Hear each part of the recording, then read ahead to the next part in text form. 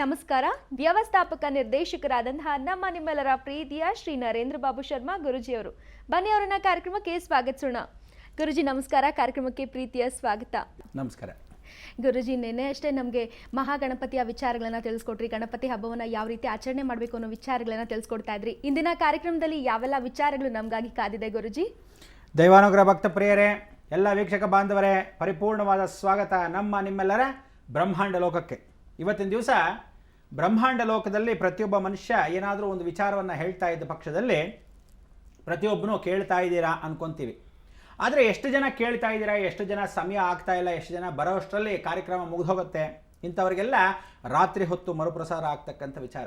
ಆದರೂ ಸಹ ಬೆಳಗಿನ ಜಾವದಲ್ಲಿ, ಪ್ರಾತಃ ಕಾಲದಲ್ಲಿ, ಸಂಧ್ಯಾ ಕಾಲದಲ್ಲಿ, ಮುಸ್ಸಂಜೆ ಹೊತ್ತಲ್ಲಿ ಬರ್ತಕ್ಕಂಥ ಅವಕಾಶವನ್ನು ಪ್ರತಿದಿನ ಮಾಡ್ಕೋಬೇಕು ಅಂದರೆ ಎಷ್ಟು ಕಷ್ಟ. ಅಂದರೆ ಎಲ್ಲ ವೀಕ್ಷಕ ಬಾಂಧವರಿಗೆ ಕಷ್ಟಗಳಿರ್ತಕ್ಕಂಥದ್ದು, ಪ್ರತಿಯೊಬ್ಬನಿಗೂ ಪರಿಹಾರವನ್ನು ಯಾರಾದರೂ ಸೂಚಿಸ್ತಾರೆ ಅಂದರೆ ಎಲ್ಲರಿಗೂ ಎಷ್ಟು ಮಟ್ಟಿಗೆ ಜನಗಳಿದ್ದಾರೆ ಅಂದರೆ ಬುದ್ಧಿ ಎನ್ನೋದು ತಮಗೆ ಸ್ವತಃ ಬುದ್ಧಿ ಇರಬೇಕು, ಇಲ್ಲದೇ ಇದ್ದರೆ ಇನ್ನೊಬ್ಬರು ದೊಡ್ಡವರು ಹೇಳೋ ಮಾತು ಕೇಳಬೇಕು. ಆದರೆ ಹಿತ್ತಾಳಿ ಕಿವಿ ಇದ್ದು 24 ಗಂಟೆ ಕೇಳ್ತಾ ಇರೋದಲ್ಲ, ನಿರ್ಧಾರ ನಿಮ್ಮದಾಗಿರಬೇಕು ಅಂತ ಹೇಳ್ತೀವಿ. ಪ್ರತಿಯೊಬ್ಬರು ವಿಶೇಷವಾಗಿ ಕಾರ್ಯಕ್ರಮಗಳಲ್ಲಿ ನೋಡ್ತಾ ಇದ್ದ ಪಕ್ಷದಲ್ಲಿ ಎಲ್ಲರಿಗೂ ಒಂದು ಹುಚ್ಚು ಏನು ಅಂದರೆ, ಮಾಧ್ಯಮದಲ್ಲಿ ಎಲ್ಲರೂ ತಮ್ಮದೇ ಆಗಿರತಕ್ಕಂಥ ಹಣೆ ಬರಗಳು, ಎಷ್ಟೋ ಜೀವನದಲ್ಲಿ ರಾಮಾಯಣ ನಡೀತಾ ಇರುತ್ತೆ ಮನೇಲಿ, ಆದರೂ ರಾಮಾಯಣ ಮಹಾಭಾರತಕ್ಕಿಂತ ಯಾವುದೋ ಸೀರಿಯಲ್ಗಳು ನೋಡ್ಕೊಂಡು ಕೂತಿರ್ತೀರ. ಎಷ್ಟೇ ಮಾಡಿ ಏನೇ ಮಾಡಿ ನಿಮಗೆ ಗೋಳಾಡೋಷ್ಟು ಸಂಸಾರದಲ್ಲಿ ಕಚ್ಚಾಟಗಳಿರುತ್ತೆ ಹೊರತು ಅಂಥದ್ದೆಲ್ಲ ಬಿಟ್ಟು ಇವತ್ತಿನ ದಿವಸ ಮಾಧ್ಯಮಗಳಲ್ಲಿ ಆ ಮಾಧ್ಯಮ ಈ ಮಾಧ್ಯಮ ಅಂದ್ಕೊಂಡು ಕೂತಿರ್ತೀರ. ಏನು ಮಾಡಿದ್ರೂ ಪ್ರತಿಯೊಬ್ಬ ಮನುಷ್ಯನಿಗೆ ಜೀವನದಲ್ಲಿ ಕೊನೆಗೆ ಬೇಕಾಗಿರೋದು ಪರಿಹಾರ.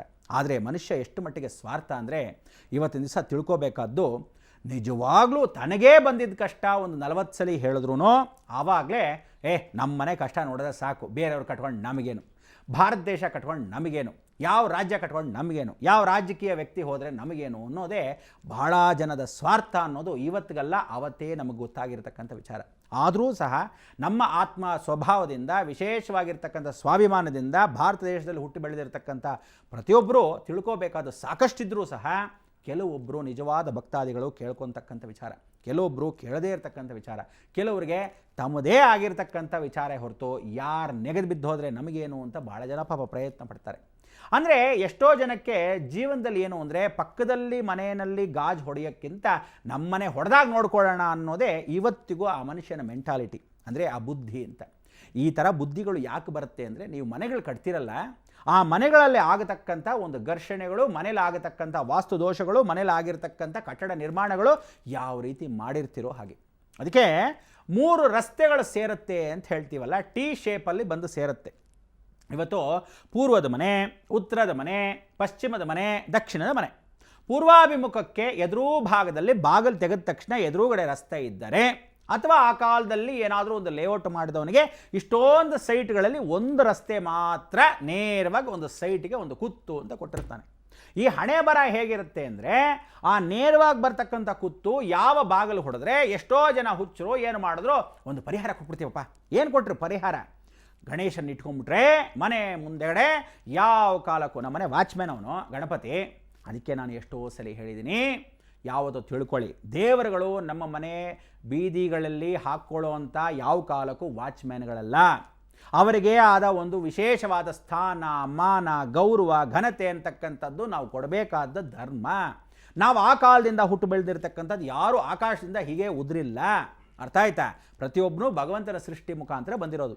ರಾಜಾದಿರಾಜ ಯೋಗಿರಾಜ ಪರಬ್ರಹ್ಮ ಶ್ರೀ ಶ್ರೀ ಶ್ರೀ ಜಗದೀಶ್ವರ ಕುಟುಂಬ ಅಂದರೆ ಆ ಜಗದೀಶ್ವರನ್ನ ಕರಿಬೇಕಾದ್ರೆ, ಸಾಕ್ಷಾತ್ ಮಹಾವಿಷ್ಣುವನ್ನು ಕರಿಬೇಕಾದ್ರೆ, 300 ಮುಕ್ಕೋಟಿ ದೇವತೆಗಳ ಕರಿಬೇಕಾದ್ರೆ, ಆದರೆ ತಾಯಿ ರಾಜರಾಜೇಶ್ವರಿ ಆಗಿರ್ತಕ್ಕಂಥ ಆದಿಶಕ್ತಿಯನ್ನು ಕರಿಬೇಕಾದ್ರೆ ಎಷ್ಟು ಸ್ವಾಗತ ಮಾಡಬೇಕು, ಅಷ್ಟು ಗೌರವ ಕೊಡಬೇಕು.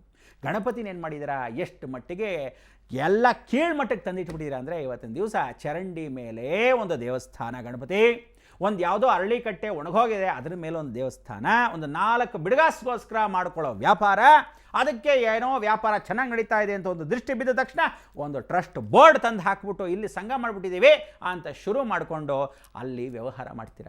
ಆದರೆ ಮನೆ ಮುಂದೆ ಕೂಡ ನೀವು ಆ ರೀತಿ ಮಾಡಿಕೊಂಡ್ರೆ, ಒಂದು ಪುಟ್ಟು ಗೂಡು ಮಾಡಿಬಿಡಿ, ಅಲ್ಲೊಂದು ಗಣಪತಿ ಇಟ್ಬಿಡಿ, ನೇರವಾಗಿ ರೋಡ್ ಬಂದರೆ ಮನೆ ಮುಂದೆ ಹಾಕೊಂಬಿಡಿ. ಎಲ್ಲ ರೋಡುಗಳು ಮನೆಗೆ ಕೂತು ಬಂದರೆ ಗಣಪತಿ ಹಾಕೋಕೂಡ್ದು, ತಿಳ್ಕೊಳ್ಳಿ.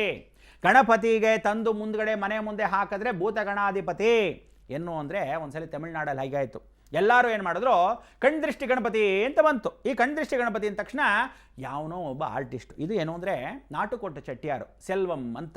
ಆ ನಾಟುಕೋಟ ಚೆಟ್ಟಿಯಾರು ಏನು ಮಾಡ್ದ, ಒಳ್ಳೆ ಆರ್ಟಿಸ್ಟ್ ಅವನು. ಇದು ನಿಜವಾದ ನಡೆದ ಘಟನೆ, ಕಥೆ ಅಲ್ಲ.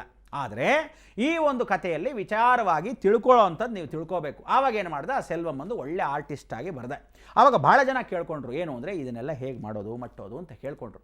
ಹೀಗೆ ಮಾಡ್ತಕ್ಕಂಥ ವಿಚಾರದಲ್ಲಿ ನಾವು ಮಾಡಿರೋ ತಪ್ಪ ಸರಿನಾ ಅನ್ನೋ ಭಾವನೆಗಳು ತಿಳ್ಕೊಂಡಾಗ ಆಗ ಒಂದು ವಿಚಾರವನ್ನು ಯೋಚನೆ ಮಾಡಿದ್ರು. ಏನು ಅಂದರೆ ಇದರಲ್ಲಿ ಕಣ್ಣುಗಳು ಅಂದರೆ ಕಣ್ಣು ದೃಷ್ಟಿ ಗಣಪತಿ, ದೃಷ್ಟಿಗಳನ್ನ ಹೋಗಲಾಡಿಸೋನು, ಭಾಳ ಸಂತೋಷ ಆಯಿತು. ಅದರ ಎಲ್ಲ ಆಯುಧಗಳು ಇರಬೇಕು, ದೇವಿ ಆಯುಧಗಳು ಇರಬೇಕು, ಭಾಳ ಸಂತೋಷ ಆಯಿತು.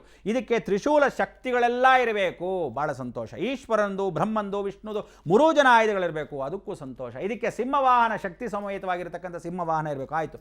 ಅದು ಹೀಗೆ ಎಲ್ಲ ಮಾಡಿ ಗಬ್ಬೆಬ್ಸಿ ಒಂದು ಫಸ್ಟ್ ಕ್ಲಾಸ್ ಗಣಪತಿ ಅಂತ ತಂದಿಟ್ರು. ಆ ಗಣಪತಿಗೆ ಕಣ್ದೃಷ್ಟಿ ಗಣಪತಿ, ಮೈಯೆಲ್ಲ ಕಣ್ಣು ಇದ್ದಾಗೆ. ಕೆಲವರು ಹೇಳ್ತಾಳೆ, ಏನೋ ಮೈಯೆಲ್ಲ ಕಣ್ಣು ಇಟ್ಕೋಬೇಕು ಹುಷಾರ್ ಅಂತ ಒಂದು ಬಾಯಿ ವಾಡಿಕೆ ಐತಲ್ಲ, ಹಾಗೆ ದೇಹಕ್ಕೆ ಗಣಪತಿಗೆ ಫಸ್ಟ್ ಕ್ಲಾಸ್ ಬರೀ ಕಣ್ಣು ದೃಷ್ಟಿ ಗಣಪತಿ ಅಂತ. ಇದೇನಾಯಿತು, ಅವನಲ್ಲಿ ಹೋಗ್ಬಿಟ್ಟು ಅಕ್ಬರ್ ಅಂತ ಒಬ್ಬನು ವಿಶೇಷವಾಗಿ ಒಂದು ಪ್ರಿಂಟಿಂಗ್ ಪ್ರೆಸ್ ಸ್ಟಾರ್ಟ್ ಮಾಡ್ತಾ ಇದ್ದ ಹೊಸದಾಗಿ. ಈ ಸ್ಟಾರ್ಟ್ ಮಾಡಬೇಕಾದ್ರೆ ಅವನ್ನ ಏನು ಮಾಡೋದು, ಮುಸ್ಲಿಮ್ಮು ಪಾಪ ಒಳ್ಳೆ ವ್ಯಕ್ತಿ, ಅವನು ಸ್ಟಾರ್ಟ್ ಮಾಡಬೇಕಾದ್ರೆ ಅವನು ಕೆಲಸ ಮಾಡ್ತೀನಿ, ಇದನ್ನು 1 ಲಕ್ಷ ಕಾಪಿ ನಾನು ಫ್ರೀಯಾಗಿ ಹಾಕ್ಸ್ಕೊಡ್ತೀನಿ, ಫಸ್ಟ್ ಟೈಮ್ ಮಾಡ್ತೀನಿ. ನೋಡಿ, ಅವನು ಮುಸ್ಲಿಮ್ ಆದ್ರೂ ಅವನ ಹೆಸರು ಅಕ್ಬರ್ ಅಂತ. ಅವನು ಇರತಕ್ಕಂಥದ್ದು ತಿರ್ಚಿನಲ್ಲಿ, ಇವನು ಇರತಕ್ಕಂಥದ್ದು ದಿಂಡಗಲಲ್ಲಿ. ಎತ್ಕೊಂಡೋಗಿ ಅವನ ಫ್ರೆಂಡ್ ಕೊಟ್ಟ. ಅವನು ಪ್ರಿಂಟಿಂಗ್ ಪ್ರೆಸ್ ಸ್ಟಾರ್ಟ್ ಮಾಡಿದ ತಕ್ಷಣ ಇದನ್ನೇ ಫಸ್ಟ್ ಕಾಪಿ ಹಾಕು ಅಂತ ಗಣಪತಿ ಪ್ರಾರಂಭಿಸಿದ. ಅವನು 1 ಲಕ್ಷ ಕಾಪಿ ಫ್ರೀಯಾಗಿ ಮಾಡಿಕೊಟ್ಟ. ಮಾಡಿದ ಕಾಪಿಗಳನ್ನ ಏನು ಮಾಡ್ದ ಇವನು, ಇಟ್ಕೊಂಡು ಲಕ್ಷಣವಾಗಿ ನಾನು ದುಡ್ಡು ಕೊಡೋ ಬದಲು ಪ್ರಿಂಟ್ ಮಾಡಿಕೊಡ್ತೀನಿ ಅಂತ ಮಾಡಿಕೊಟ್ಟ.